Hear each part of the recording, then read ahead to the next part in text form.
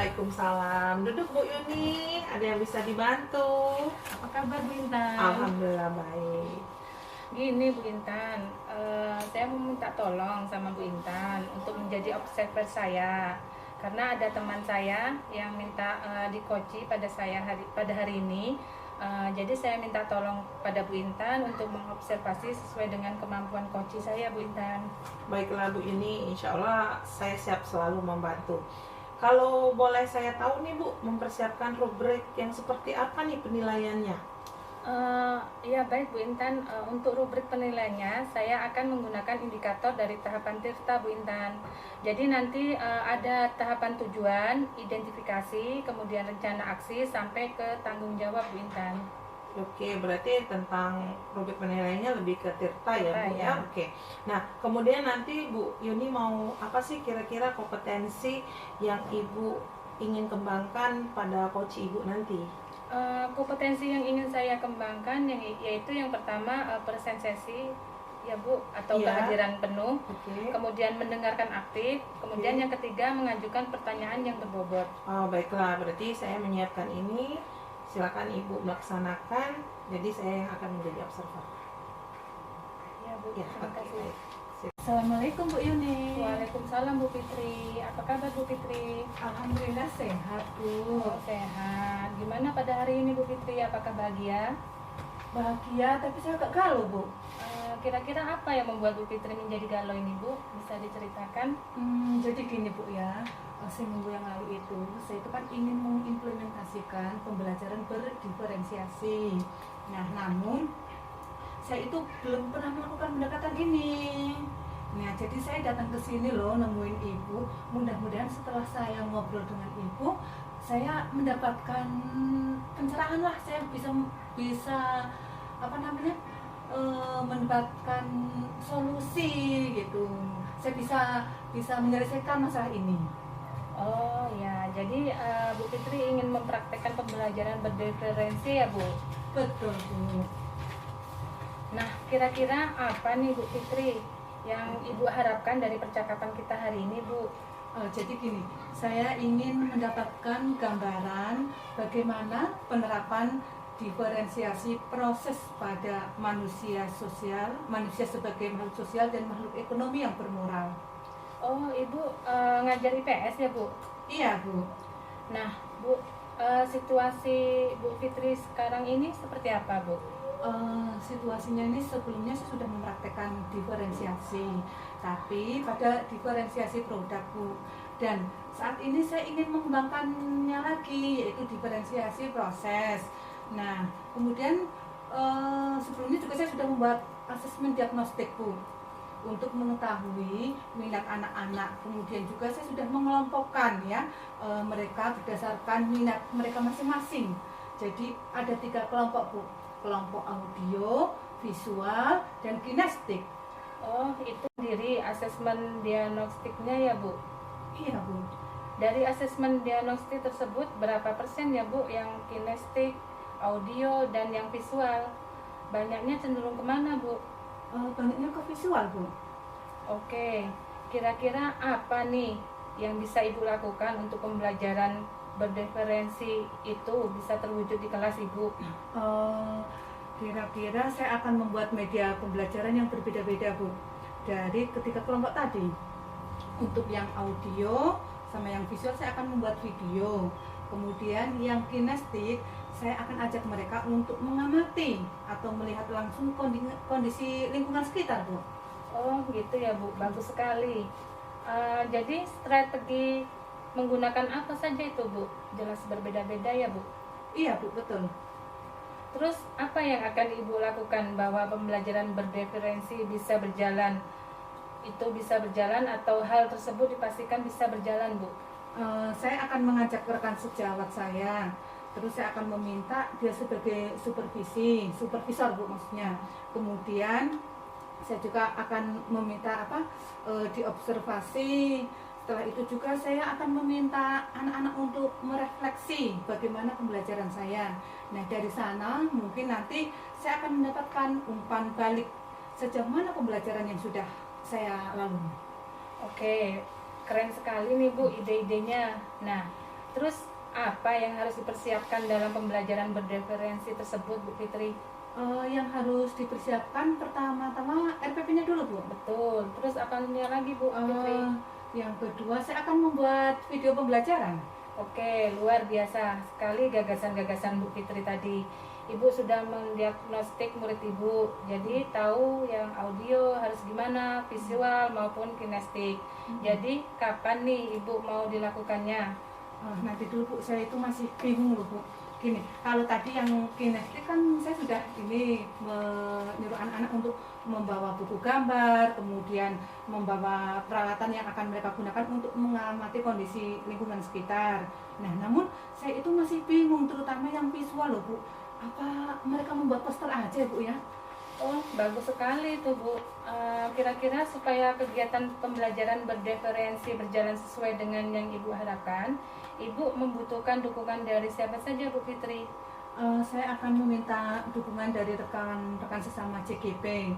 Kemudian saya akan berkonsultasi dengan yang lainnya. Saya akan meminta dukungan dari itu, Bu, ya, rekan sejawat, kemudian dari komunitas ini, Bu, guru IPS, sehingga paling tidak mereka bisa memberikan support untuk saya. Oke, ada lagi, Bu? Dari siapa lagi? Dari ini, Bu, mungkin dari dari kepala sekolah juga, Bu, kemudian dari wakil kepala sekolah, dari guru-guru senior lah, Bu. Oke, Bu, coba Ibu Fitri simpulkan dari obrolan kita ini tadi, apa yang Ibu dapatkan? Alhamdulillah ya, saya yang tadinya galau, sekarang jadi punya keyakinan. Saya jadi lebih percaya diri bahwa saya bisa menerapkan pembelajaran berdiferensiasi, dan yang akan pertama saya lakukan otomatis pertama saya membuat RPP, kemudian media pembelajarannya serta saya akan melibatkan teman-teman saya untuk menjadi observer atau konsultan, Bu. Alhamdulillah kalau begitu, Bu Fitri. Jadi kira-kira pelaksanaannya kapan ini, Bu? Insya Allah minggu depan, Bu. Bagus sekali. Nanti saya tunggu lagi ya, Bu Fitri, kabarnya setelah menerapkan pembelajaran tersebut. Baik, Ibu, semoga Ibu nggak bosan ya ketemu dengan saya lagi. Enggak bosan, Bu Fitri. Terima kasih ya, Bu Yuni. Sama-sama. Assalamualaikum. Waalaikumsalam. Ini tadi lancar. Alhamdulillah lancar, Bu Intan. Alhamdulillah ya. Nah, tadi kan sudah saya amati nih, Ibu sebagai coach dan Bu Fitri sebagai coach Ibu. Keren sekali, Bu. Lanjutkan berarti ke depannya ya, Bu. Nah, kira-kira gimana nih kompetensi apa yang akan Ibu kembangkan kembali setelah tadi mengcoachi Bu Fitri tadi? Kompetensi yang ingin saya kembangkan ke depannya terkait dengan ketiga komponen tadi, Bu. Salah satunya presentasi, Bu. Kehadiran saya merasa belum penuh tadi. Agak kurang fokus saya, Bu. Kurang fokus. Oke, nggak apa-apa, Bu. Tapi alhamdulillah selesai ya, Bu. Alhamdulillah Bu lancar. Fitri juga sudah menemukan solusinya. Jadi kan sukses nih lakukan coach dan coaching kita hari ini. Berarti hasil observasi saya sudah ada. Baiklah, tetap dipertahankan. Semoga kedepannya lebih baik lagi, kita bareng-bareng bersama saling belajar. Itu aja, Bu, berarti. Puas kan, Ibu? Sangat puas, Bu. Alhamdulillah. Alhamdulillah. Puas. Baiklah, Terima kalau kasih, Bu begitu. Intan. Sama-sama, Ya, Ibu. Assalamualaikum. Waalaikumsalam warahmatullahi.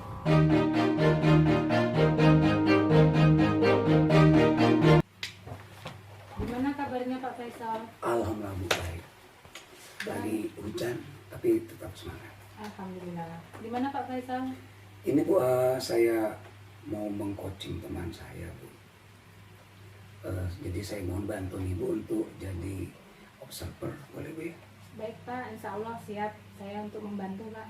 Ya, Kalau begitu saya tak mempersiapkan rubrik penilaian dulu ya Pak. boleh Bu.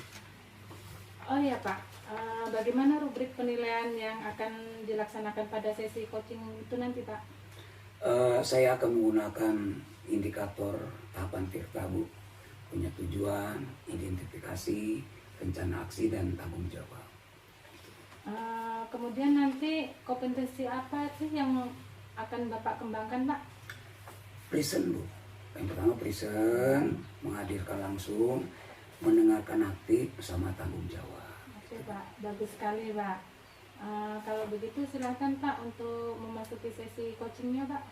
Baik, saya panggil teman saya Bu ya. Ya, silakan Pak. Baik, misi Bu ya. Ya Pak. Bu, ini Bu Intan yang saya ceritakan tadi mau di coaching. Iya Pak, silakan dilaksanakan Pak sesi coachingnya. Baik, izin Bu ya. Iya Pak. Pak Faisal nganggu Iya. ya. Mbak, silakan. Saya tuh mau minta waktunya sedikit. Boleh. Saya mau bercerita tentang apa yang saya rasakan saat memproses anak-anak yang terutama ke ruang BK. Nurul Ibu Intan nih, apa yang Ibu harapkan dari obrolan kita ini? Begini Pak, jadi saya itu mengharapkan nanti adanya solusi Iya. dan pemecahan masalah yang saya hadapi. Jadi ceritanya adalah saya merasa bahwa murid-murid yang berkonsultasi ke saya ada satu yang ribut dengan temannya karena teman dekatnya lagi dekat dengan teman kelasnya. Dalam hubungan kategorinya itu sih sebenarnya anaknya ini pacaran kayak gitu nah itu. Terus sehingga dia tidak semangat nih di kelas, berdampak pada motivasi belajarnya rendah.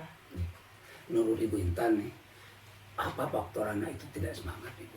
Nah, faktor anak ini tidak semangat sebenarnya dia karena merasa dia sendirian nih, berarti kan Pak, tidak ada teman. Terus jadi karena teman dekatnya tadi dekat dengan teman lain, jadi dia tidak terlalu bersemangat sekali di dalam kelas itu. Terus merasa sendiri, sehingga dia menyendiri, tidak mau berbaur atau berkomunikasi dengan teman-teman yang lain maupun secara sosialnya dan dalam belajarnya. Kemudian masalah asmara tadi yang utamanya kayaknya masalah itu. Terus apa yang Ibu Intan lakukan nih untuk masalah ini Bu? Yang saya lakukan kepada anak itu sih Pak, saya memanggil anak tersebut, mengajaknya aktif untuk berkomunikasi terutama, dan saya juga memberikan ada solusi juga. Saya memberikan bahwa silakan berkomunikasi ke anak-anaknya, ke teman lain juga. Jadi sama anak-anak lain saya berinteraksi. Terus pada saat misalnya di kelas diajak nih, kalau satu kelompok mereka bareng-bareng kelompok. Terus kalau jajan saya bilang sama anak-anak yang lain juga untuk diajak temennya ini. Sependapat Bu. Nah seperti itu. Iya. Oke. Lalu apa nanti yang Ibu lakukan untuk biar itu anak-anaknya lebih semangat lagi? Nah, jadi saya berkolaborasi dengan wali kelas, guru bidang studi, minimal guru bidang studi seperti kayak guru bidang studi agama atau mapel-mapel tertentu saja Pak. Tapi sebenarnya semuanya saya ajak berkolaborasi sehingga berpusat pembelajaran itu pada murid. Nah terus anak ini nanti di pembelajaran saya meminta kepada guru-guru juga untuk jangan monoton dalam pembelajaran. Jadi memberikan ice breaking, terus atau games. Kalau games kan berarti anak yang menyendiri tadi bisa bergabung dengan kelompoknya, terus menarik sehingga anak di kelas itu lebih semangat dan dia juga belajarnya lebih tinggi lagi, seperti itu. Ibu Intan, selain itu Bu, ada nggak sumber lain supaya anak-anak lebih semangat menurut Ibu Intan nih?